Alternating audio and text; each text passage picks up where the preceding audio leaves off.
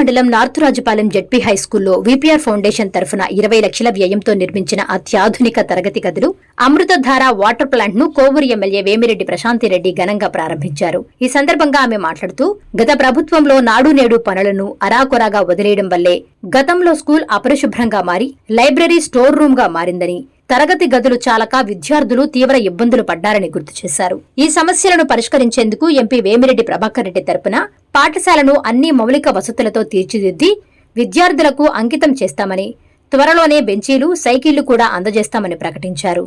విద్యాశాఖ మంత్రి నారా లోకేష్ నాయకత్వంలో కూటమి ప్రభుత్వం పాఠశాలల అభివృద్ధికి పెద్దపీట వేస్తోందని చెబుతూ విద్యార్థులు వరండాల్లో కూర్చుని భోజనం చేసే పరిస్థితి ఇకపై ఉండకూడదని, పరిశుభ్రమైన వాతావరణంలో విద్యార్థుల వద్దకే భోజనం తెచ్చి వడ్డించే విధానాన్ని కోవూరు నియోజకవర్గ వ్యాప్తంగా అమలు చేయాలని అధికారులను ఆదేశించారు.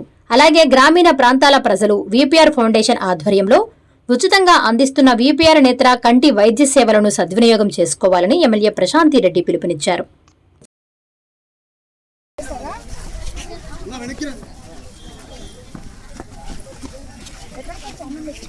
ఇక్కడ అన్నం పెట్టుకొని వాళ్ళు ఎక్కడి దాకా వెళ్ళాలి? ఇక్కడ కానీ ఇక్కడ ఎక్కడ నీడ తినడానికి కూర్చుంటారు. ఇక్కడ ఎంతమంది పిల్లలు ఉన్నారు మొత్తం స్కూల్లో? 290 మంది ఉన్నారు మేడం. ఇక్కడ స్ట్రాంగ్ గా 250 మంది ఉన్నారు. 250 మంది ఇక్కడ ఎక్కడ ఎంతమంది పడతారు? కూర్చుంటారు, అట్లా లోపల కూర్చుంటారు మేడం. మీరు అక్కడికి వెళ్ళి తీసుకోపోయి అక్కడ ఇలాంటి బెంచ్ ఒకటి వేసుకొని దాని మీద పెట్టుకొని భోజనం పెట్టండి. సరే మేడం. సరేనా? పిల్లలందరూ ఇక్కడికి వచ్చి వాళ్ళు ప్లేట్లు పట్టుకొని మళ్ళీ అక్కడికి వెళ్ళాల్సిన పని లేదు. వాళ్ళు ఎక్కడ కూర్చుంటున్నారో ఎక్కడ కూర్చునేది?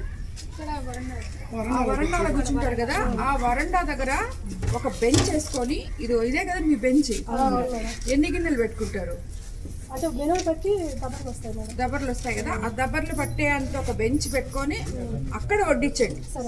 అర్థమైందా? ఇక్కడ మాత్రం పెట్టద్దు. ఇక్కడ పెడితే ఒప్పుకోండి. అది ఈరోజు ఈ స్కూల్కి రావడం చాలా సంతోషంగా ఉంది. ఎందుకంటే మేము మెగా పేరెంట్స్ టీచర్స్ మీట్కి రావడం జరిగింది. అప్పుడు ఈ స్కూల్ మొత్తం తిరిగి చూసాం. అంటే చాలా ఇబ్బందుల్లో ఉండింది ఈ స్కూల్. చెప్పాలంటే అసలు నీట్నెస్ అనేది లేకుండా ఉండింది. లైబ్రరీని స్టోర్ రూమ్ చేస్తున్నారు. రూమ్స్ సరిపోక ఒక క్లాస్ రూమ్లో 2-3 క్లాసులు జరుపుతున్నారు. సో ఇక్కడ అంతకు ముందు 2 క్లాస్ రూమ్లు, అంతకుముందు గత ప్రభుత్వంలో అసంపూర్తిగా నాడు నీడులో నిలిచిపోయిన రూముల్ని మేము ఈరోజు వీపీఆర్ ఫౌండేషన్ ద్వారా సిఎస్ఆర్ నిధులతోనైతేనేమి, ఫౌండేషన్తోనైతేనేమి, ఆ రోజు నేను 15 లక్షలు ఈ స్కూల్కి అనౌన్స్ చేయడం జరిగింది. కానీ ఈరోజు 20 లక్షలు ఖర్చు పెట్టినా కూడా ఇంకా పనులు మిగిలిపోయి ఉన్నాయి. సో ఆ పనులు కూడా త్వరలో పూర్తి చేస్తామని చెప్పి కూడా నేను మీకు తెలియజేసుకుంటున్నాను. ఫుల్ ఫ్లెడ్జ్డ్గా ఈ స్కూల్ని ఇక్కడ రాజుపాలెంలో ఉన్న పిల్లలకి అందరికీ కూడా మా వీపీఆర్ ఫౌండేషన్ తరఫున వేమిరెడ్డి ప్రభాకర్ రెడ్డి గారు పిల్లలకి అంకితం చేస్తున్నారని చెప్పి నేను మీకు తెలియజేసుకుంటున్నాను. అలాగే రాబోయే రోజుల్లో బెంచెస్ కూడా ఇస్తాం, సైకిల్స్ కూడా చెప్పున్నాం, అవి కూడా ఆర్డర్ చేస్తున్నాం, అవి కూడా ఇస్తాం. ఇప్పుడు చాలా రోజుల నుంచి ఈ పిల్లలు ఇక్కడ మినరల్ వాటర్ లేక, తాగడానికి నీళ్లు లేక చాలా ఇబ్బందులు పడుతున్నారు. వాళ్ళ కోరిక మేరకు ఎంపీ గారు మనకి ఫౌండేషన్ తరఫున వాటర్ ప్లాంట్ కూడా ఇవ్వడం జరిగింది. ఈరోజు ఆయన లేరు, లేకపోతే ఈ ఓపెనింగ్ తప్పకుండా వచ్చుండే వాళ్ళు. కాబట్టి ఇలాగా ఈ స్కూల్ని మేము ఏం చేయాలో మన ప్రభుత్వం అధికారంలోకి వచ్చిన తర్వాత నారా లోకేష్ బాబు గారు యువ నాయకులు విద్యాశాఖ మంత్రి అయిన తర్వాత గవర్నమెంట్ తరఫున ఎన్నో అభివృద్ధి కార్యక్రమాలు స్కూళ్లలో తీసుకొస్తున్నారు. స్కూల్స్ ఇన్ఫ్రాస్ట్రక్చర్ మార్చారు. క్లాస్ రూమ్కి ఒక టీచర్ లెక్కన ఇక్కడ ప్రతి ఒక్కరికి విద్య అందించే విధానంగా పంపిస్తున్నాం. అలాగే ఎంతో నాణ్యమైన బ్యాగ్స్, యూనిఫామ్స్, డొక్కా సీతమ్మ భోజన పథకం కింద సన్న బియ్యంతో మంచి మెనూ ఇచ్చి వాళ్ళకి భోజనం కూడా ఇవ్వడం జరుగుతుంది. ఈ భోజనం కూడా నేను ఇప్పుడే ఇక్కడ చెప్పడం జరిగింది. హెడ్ మాస్టర్ గారికి కూడా చెప్తున్నాను ఒకసారి. కిచెన్ దగ్గర నుంచి ఇక్కడ 10th క్లాస్ దగ్గర ఉన్న హాల్ దగ్గరికి ఒక బెంచ్ మీద ఆ భోజనం పెట్టించి పిల్లలు ఇక్కడ కూర్చొని తినే విధంగా, వరండాల్లో కూర్చొని తినే విధంగా మీరు ఏర్పాటు చేయాలి.